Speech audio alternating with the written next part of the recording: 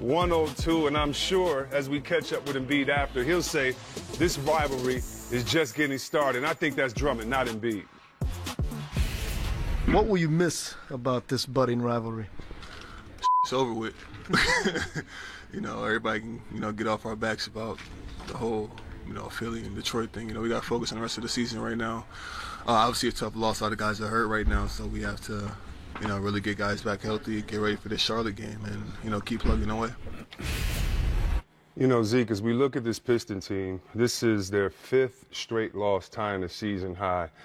Do you see this as being an area of concern, this space and time right now in the season with this loss, or is there still a lot of time to get your mojo back if you're the Pistons? We talked about it early, and it's concerning right now. And the reason why it's concerning is because as the season continues to progress, teams are starting to separate themselves and understanding their style of play and how they're going to play and how they're going to go about winning.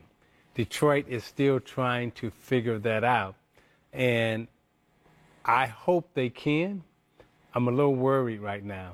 When I look at Philadelphia, Philadelphia understands how they want to play, how they're going to win, who's going to have the ball, where they're going to score it at, and even in those tough moments, they still know where to go to get a shot and how to play. Detroit is still figuring that out.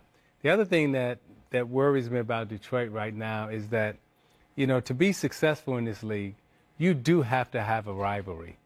And if you don't have a rivalry, that means that the league is not concerned about you and nobody really cares about you. So right now, when I look at Detroit, I don't know who their rival is.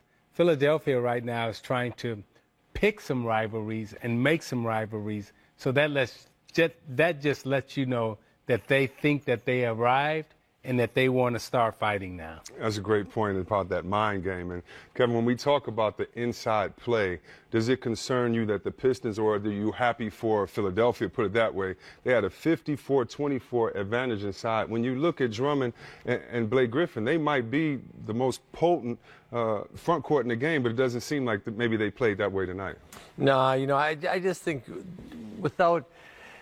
Drummond's got to do so much with his team if Blake Griffin's not playing well, not playing tonight. He doesn't play. So he's got to do too much for him. And I don't think they match up well with Philly. Philly went out and lost their 4 shooters from last year. They had Bellinelli, Sarge, Covington, and Ilya Silva. But now all of a sudden, Shamet, McConnell, Muscala, they bought some shooters in, so they filled that void. My biggest concern was Philly. They lost all that shooting by adding Jimmy Butler. But they've developed some nice shooters. They're turning the corner, as you said, Zeke. Teams are starting to now separate themselves from each other.